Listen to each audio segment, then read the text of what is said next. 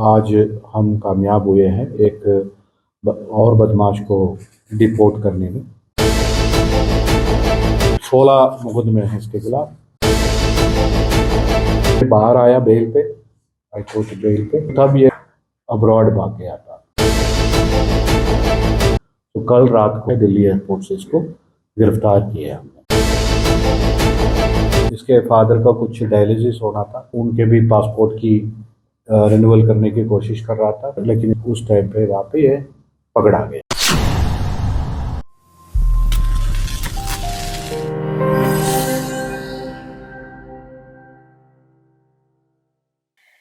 Haryana STF ने एक बड़ी कामयाबी हासिल करते हुए कुख्यात गैंगस्टर साहिल चौहान को थाईलैंड से डिपोर्ट कर भारत लाकर हिरासत में ले लिया है। साहिल चौहान लंबे समय से फरार चल रहा था और विदेश में छिपकर आपराधिक गतिविधियों को अंजाम दे रहा था। एसटीएफ के मुताबिक साहिल चौहान का संबंध कौशल चौधरी, बमबिहा और भूपी राणा गैंग से रहा है। उसके खिलाफ हत्या, हत्या के प्रयास और डकैती जैसे गंभीर अपराधों के कुल 16 मामले दर्ज हैं। पिछले 2-3 सालों में हमारे जो हरियाणा पंजाब दोनों स्टेट से बिलोंग करते हैं, इनमें से कुछ बदमाश फॉरेन जाने में कामयाब हुए हैं और वहाँ से अपने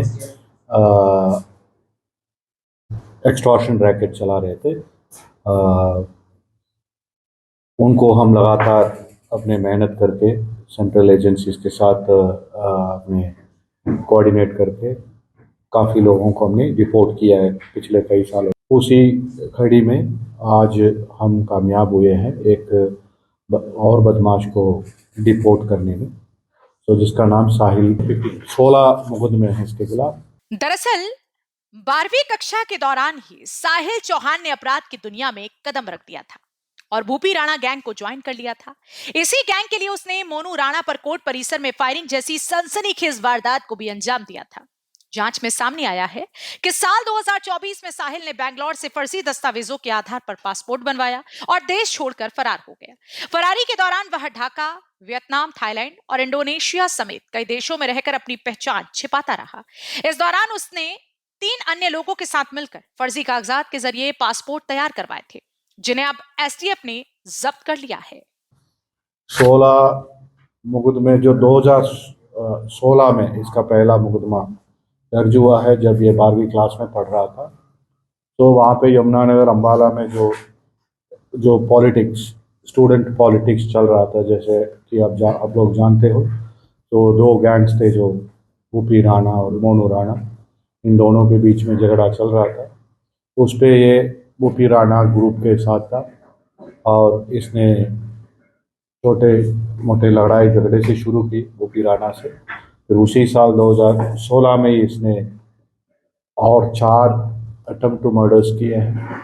उसके बाद 2 मर्डर भी किए हैं और रॉबरी केसेस भी है। सो टोटली इसके खिलाफ 16 केसेस हैं, जिसपे ये जो मोनू राणा पे इन्होंने कोर्ट में गोली मारी, तो उसका एक अटेम्प्ट टू मर्डर का केस है, जिसपे वो पैरालाइज हुआ था। तो उस केस में इसको सजा हुआ है 10 साल का। तो ये कन्विक्ट था। तो कन्विक्ट ये बाहर आया बेल पे, हाई कोर्ट बेल पे। सो तब ये 2024 में ये अब्रॉड भाग गया था। 3 लोग फेक डॉक्यूमेंट्स के बेसिस पे अपने पासपोर्ट इशू करवाए हैं बेंगलुरु से। सो और उनमें से ये भी एक था। उसके मुकदमे दर्ज हुए, उस पर जो भी फेक डॉक्यूमेंट दिए हैं, फेक एड्रेस वेरीफाई करवाए हैं, उन सब की गिरफ्तारी होगी। वो अलग मुकदमे चल रहे हैं, वो पहले से ही है। तो उस पर यह बचा हुआ था। तो इसका पासपोर्ट को हमने इसी मार्च में 2026 में हमने इम्पोर्ट करवाया था। और इसको फिर हमने इसके जो एनसीबी है न्यू दिल्ली में, जो सीबीआई में है, जो इंटरपोल का जो नोडल ऑर्गेनाइजेशन है, उनके थ्रू आरसीएन वगैरह करवाई, बाकी सारे फॉर्मेलिटीज़ करवाई।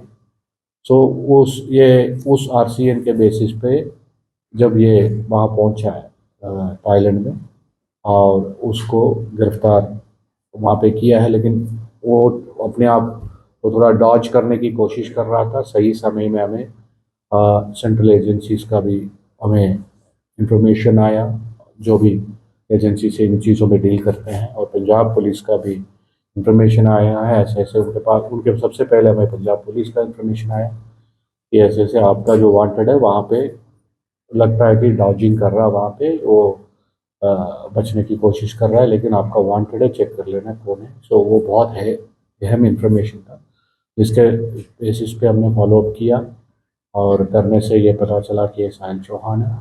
सो बैंकॉक एयरपोर्ट से फिर वहाँ के ऑलरेडी ये लगे हुए थे सेंट्रल एजेंसी, तो उन्होंने उनको डिपोर्ट कराया यहाँ पे। तो कल रात को ये दिल्ली पहुंचा है, दिल्ली एयरपोर्ट से इसको गिरफ्तार किया है हमने। साहिल हाल ही में अपने पिता के डायलिसिस के सिलसिले में थाईलैंड पहुंचा था, जहां इंटरपोल की मदद से उसे ट्रेस कर डिपोर्ट कराया गया। विदेश में रहने के बावजूद उसने 2 आपराधिक वारदातों को अंजाम दिया। वहीं पहचान छिपाने के लिए उसने बाली में करीब 1 साल तक फर्नीचर की दुकान भी चलाई। तो गिरफ्तार करके आज लाए हैं और इसको कोर्ट में प्रोड्यूस करेंगे, यमुनानगर में रिमांड लेंगे। और ये कैसे 2 साल कैसे अब्रॉड घूम रहा, कई देश घूमा इसने। सबसे पहले इसने बाली ढाका पहुंचा था, ढाका से फिर Bali, Indonesia, Malaysia, Thailand, Vietnam, Angola, so ये सारे देश घूम के फिर वापस ये इसके फादर का कुछ डायलिसिस होना था, उसके लिए उनके भी पासपोर्ट की रिन्यूअल करने की कोशिश कर रहा था। तो थाईलैंड इसलिए आए कि उसको फादर को वहाँ बुलवा लेंगे, डायलिसिस करवा लेंगे, और लेकिन उस टाइम पे वहाँ पे ये पकड़ा गया। सो 1 साल इसने बाली में अपने फर्नीचर्स की दुकान भी चलाई।